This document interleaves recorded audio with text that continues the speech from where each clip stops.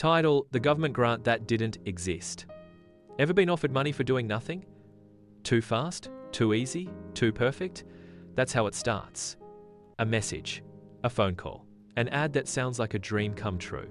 This is the story of Maya, a woman with big hopes, a tight budget, and no idea she was about to be targeted.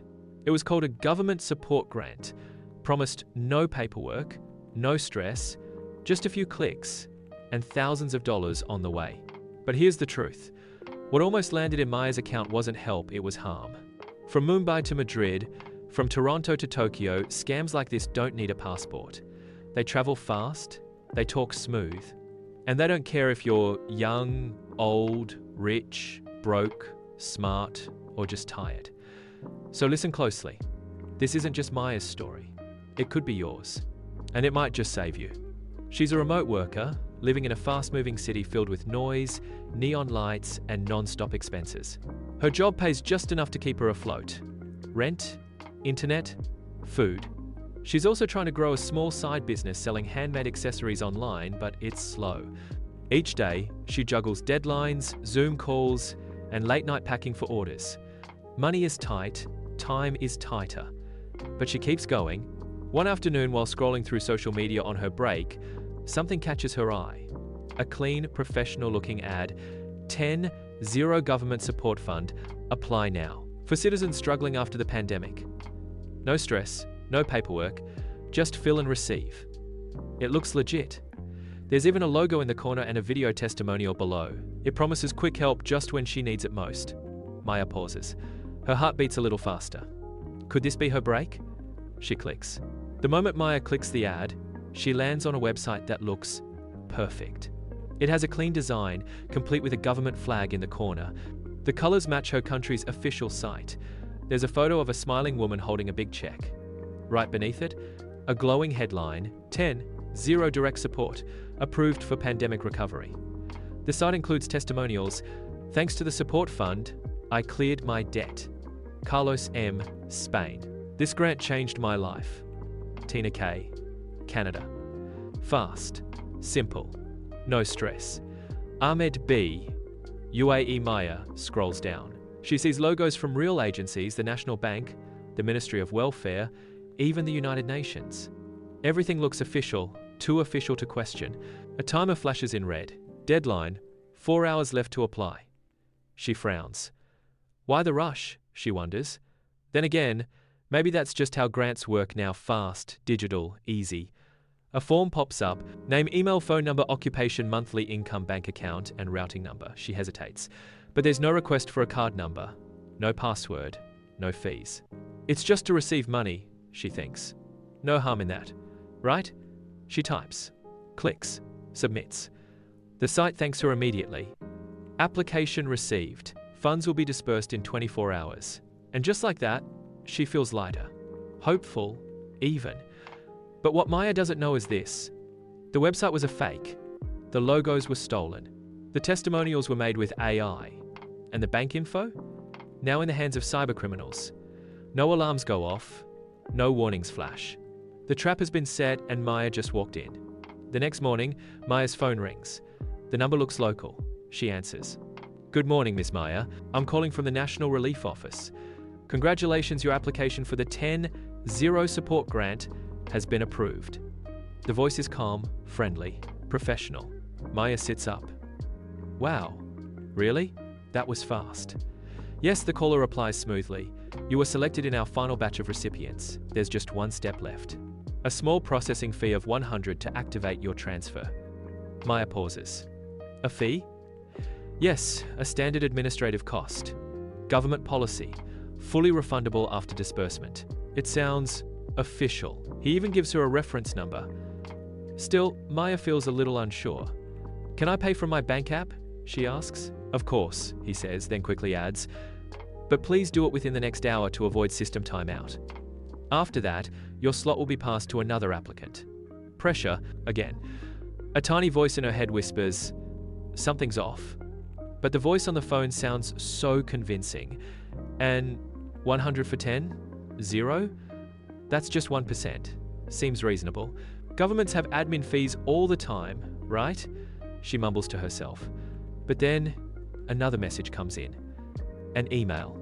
It's a confirmation, supposedly from the National Treasury Unit. Same logos, same official tone. But she notices one thing. The email address ends in @support.governance.net, not a government domain. Her doubt grows. She checks the caller ID again. It's not labeled as any official agency, just a random number. Still, they knew her name, her bank, her email. It all feels real.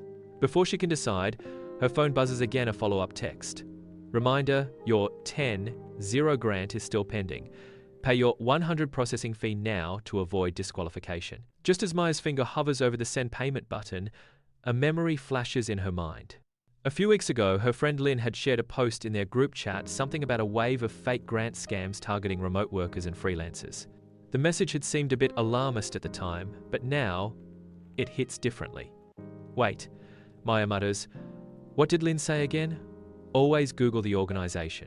She closes the payment screen and opens a new browser tab. She types in the name of the grant agency that supposedly called her National Relief Office Fund. No official website, no .gov domain, nothing but a few generic-sounding press releases, all posted on sites she's never heard of. Her brows furrow. She checks the email again, the one that claimed her grant was confirmed. The address? grantunatone1234@gmail.com. That stops her cold. A Gmail account? For a government office? That's not just unusual, that's wrong. Now, her instincts are firing at full blast. Her heartbeat quickens. She suddenly feels exposed, vulnerable. Then she remembers something she saw once on a community forum. Every country has a fraud report hotline. She quickly searches fraud hotline, Hyamong, her country. It pops up immediately. She dials. After a few rings, a calm voice answers, National Fraud Center, how can we help? Maya stammers through her story from the website to the phone call, the email, the payment request. There's a brief pause on the other end. Then the official replies, you were this close. This grant doesn't exist. Maya exhales sharply. She feels both relieved and terrified. You did the right thing by calling, the voice continues. These scams are getting more advanced. They're designed to look real, sound real, and feel urgent. You're not alone. We've had dozens of cases like this in the past month. Maya listens, wide-eyed, as the officer walks her through steps to protect her account, report the scam, and monitor for future attempts. As she hangs up, one thought echoes in her head. If I hadn't paused, if I had paid that fee. She deletes the scam emails, blocks the number, and changes all her banking passwords immediately. A close call, but a wake-up she'll never forget. Maya sat on her couch, her laptop still open, her heart still racing. She replayed it all in her mind, the ad, the call, the email, and how close she came to sending that 100. But it wasn't just 100. If she had sent the money, the scammers would have celebrated and then asked for more. Your file needs to be verified again. Another $250 to process your payout. Your funds are stuck due to tax issues. Send $500. That's how it works. They start small, something believable. Once you take the bait, they keep reeling you in. And it doesn't stop there. Maya had entered her bank account number, her phone, her full name, even her ID number. If she hadn't paused when she did, they could have. Emptied her bank account, opened credit lines in her name, stolen her identity, used her information to scam others. It wasn't just about money. It was about trust. It was about her safety, her future. Maya realized this wasn't just a scam, it was a full-blown attack on her life, disguised as kindness. They had almost turned her hope into a weapon. Almost. Because she paused. Because she checked. Because she asked one simple question, is this real? Maya's story isn't just Maya's story. In the US, during the pandemic, scammers sent fake emails claiming to offer relief checks. They used names like the IRS or FEMA real agencies with links that led to fake login pages. Thousands clicked.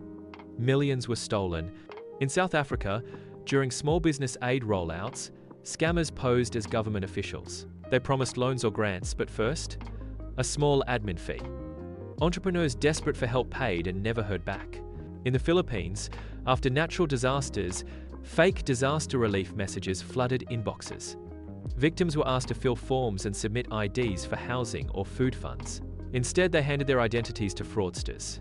Different countries, different languages, same playbook, a website, a logo, a promise, a deadline. Scammers don't care about borders.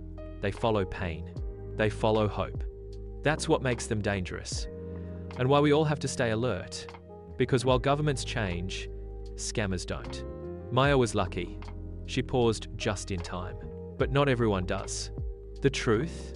If it sounds too easy, too fast, too free, it probably comes with a cost. Scams aren't always obvious. They wear suits. They speak with charm. They use official names and urgent deadlines to rush your judgment. So here's what you need to remember. Always verify. Check emails, look up organizations. Call official helplines. Never share personal info, especially bank details, with strangers or forms you can't confirm. Trust your gut. That small voice in your head, it's smarter than you think. Maya didn't fall, but millions have.